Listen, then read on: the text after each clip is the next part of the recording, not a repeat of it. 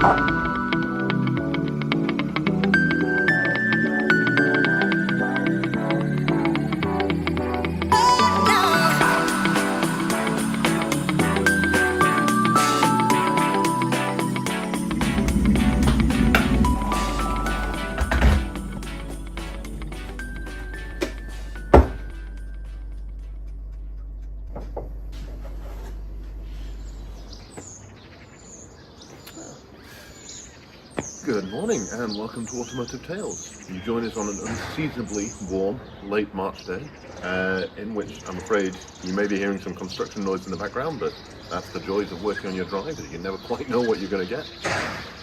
And you join us with Project E46, the latest guest on the Automotive Tales channel. It's an interesting car. I picked it up a couple of weeks ago. It is my new project and my new daily as well, so yeah, that's going to be fun. And it is a very late pre-facelift 2002 E46 330ci convertible with a manual gearbox, which is one of the major things I was looking for. The car was sold to me as being in very good mechanical fettle and just needing a little work around the edges, but in reality, actually, it probably needs a little bit more than I've been expecting. I've had the car for about a week now, and I'm starting to kind of get used to living with it. I've already discovered some of the foibles, and I suppose it's worth me taking on a bit of a walk around and a bit of a drive out, and we can see how we get on. So I guess the first place for me to really start showing you around the car is the body. Now, the car's probably seen a bit better days. Now, you wouldn't know it, but I had it washed last week, and it hasn't really moved since. It's just sat through the weekend. There are a couple of things that will need to be done. I'm noticing that the paint's a little bit flaky under here, so it's obviously had some parts that have been treated to a quick blow over and not necessarily that well. I have some issues. This classic BMW issue of the kidney grille, which is, yep, absolutely standard, so that's going to get stuck on probably before I even go out and show you guys how it runs today. I really hate these plates, so we'll be getting a nice set of pressed metal plates on there. And also, I have no idea who was thinking what when they put these nasty little things on the front, but so be it. I guess not everybody has the same taste. And here we are at the back end. There's a couple of nice things to note, which is around the rear screen, which is a common issue point for these. The hood is actually surprisingly good, and it's nice and taut. There are evident signs of it being sat for a while, namely around this green mess that seems to accumulate around the bottom of convertible tops. I've got some convertible stuff and we'll be giving it a really good clean and a protect at some point. You can see here that the lights have really faded quite nastily and they're going to need to be addressed. And also you can see here there's some residue where I took off an M sticker because frankly it may be an M Sport, but it's not an M car, and I really cannot abide by that as a piece. One of the interesting pieces here is that I'm getting some water ingress through into a tray under here, and I'm fairly convinced that it's this nasty aerial that's the case. Now, whether it's this split halfway up it, or whether it's the base, I'm not sure, but I have both of those parts and we'll be doing that. You can see down the side, one of the things that I do like about this car, despite a little bit of orange peeling down here, which again comes to that cheap blowover piece, is that it's fairly straight. In fact, there is only one ding on the entire car, and it's somewhere around here. You only get it in just the right light, so I may have that dealt with at some point as well. Again, we have another number plate. Looking at it, I'll probably look to replace this badge because there's a bit of an issue there, but cosmetically it just needs a bit of a polish, a bit of a cleanup, and it'll be perfectly presentable. So under the bonnet there is that beautiful M54 engine in fine fettle, I might say, which is really quite lovely. There are a couple of small issues around here, namely again around the servicing. I think somebody has hammered down the lugs on this, oil capped to make it fit a little bit tighter. There's no real mayonnaising, just a tiny bit that relates to the fact that the car has been sat for some time. Again, we're seeing some issues such as a bit of spill down the side of the power steering, and also some of the fluids really evidently haven't been changed in some time. So I thought I'd grab you for a bit of a closer look. So if we take a look in the coolant, you can see actually, although it is at a decent level, it's brown and it really evidently hasn't been changed in quite some time. I've not actually been into the airbox, but if the cabin air filter is anything to go by, I'm assuming that hasn't been touched in some time either, which is not ideal. Now it's going to be time for me to cold start it. So let's get that done. It hasn't actually started in the best part of nearly a week, so let's see how it goes.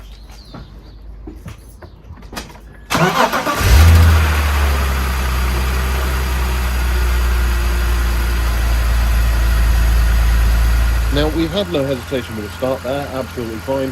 I think one of the things that I have realised, having lived with it for a couple of days, is that the thermostat is well and truly gone. It seems to come up to about 1/4 temperature and then just drop back down anytime you start moving, which is not really where you want it to be. If it's not doing that, it's probably running a bit too rich, which explains why I'm getting about 22-23 miles per gallon out of it at the moment. Now, there is some work to be done in here. I'm guessing that has been running like that for a while and it's probably fouled the plugs. And I'm feeling a little bit of hesitation on occasion. It seems to clear itself fairly quickly, which would suggest to me that either the plugs are a bit fouled or maybe the injectors are a little fouled, but let's start with the plugs and see where we go from there. It's not much use to convertible if the top doesn't come down, so let's get that done.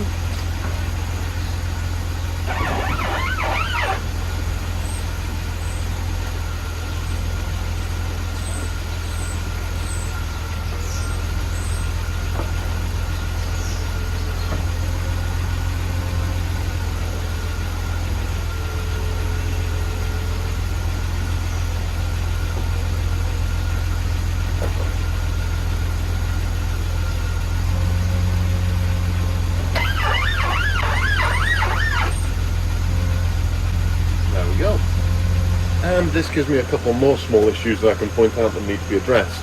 I don't know if you can see from there, but this driver's side mirror is nasty and very, very shaky. We have a very lazy driver's seatbelt, which just isn't necessarily that helpful.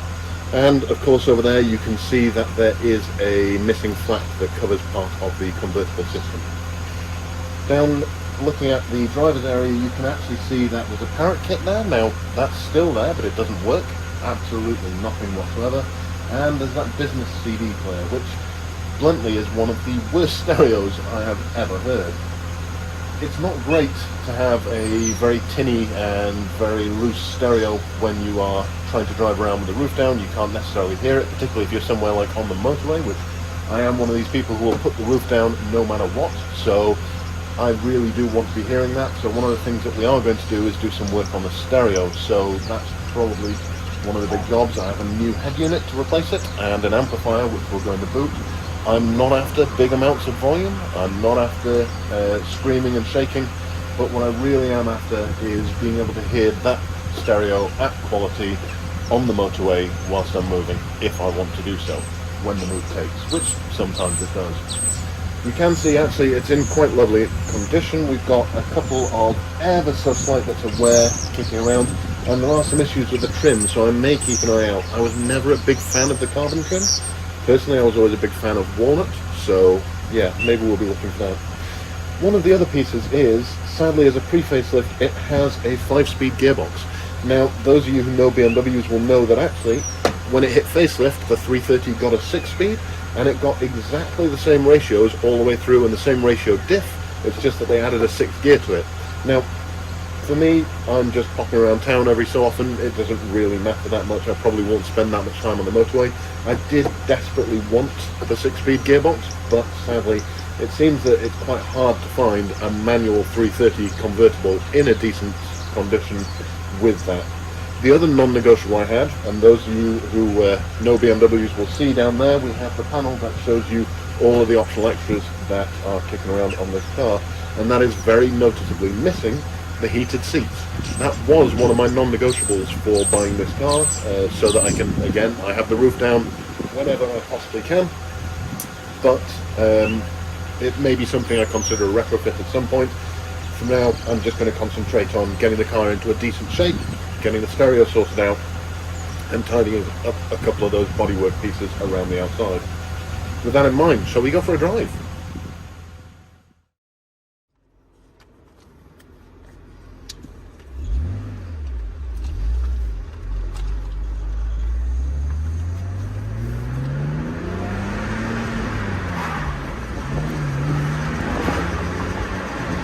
So, So we're out on the road, and what's the first thing that you can hear? Well, realistically, it's that wheel bearing.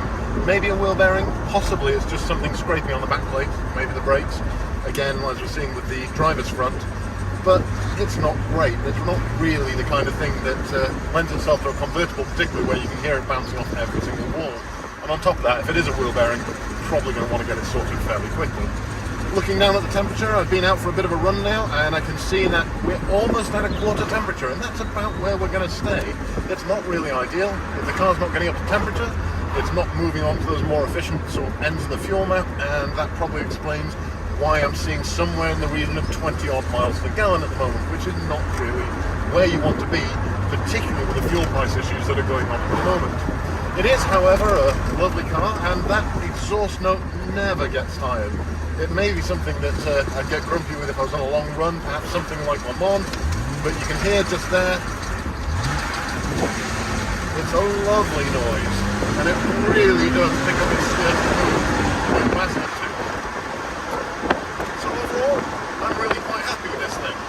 Yes, it needs a bit of love around the edges, and yes, the stereo is absolutely dreadful, and I'm not going to play that for you right now, because I'd probably get some sort of copyright music infringement going on, which is not really where we want the channel to be. Having said that, yeah, it's a lovely day.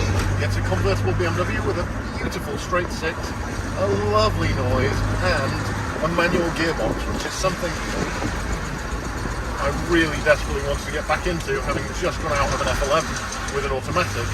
Yeah, the automatic is fine, but the manual's really where you want to be, and they are getting rarer and rarer. At one point around here, I believe BMW was saying that only 10% of e46s got ordered as convertibles, and of that, only about 10% of those got ordered with manual gearboxes. So really, there aren't that many to pick from. In my experience, taking a look at the market, it seems to be one of two things. Either people splurged for the 330, or occasionally took out the 325s. There aren't that many 320s. There are one or two diesels kicking around. Not 100% sure why you'd want to choose that combo, but each to their own.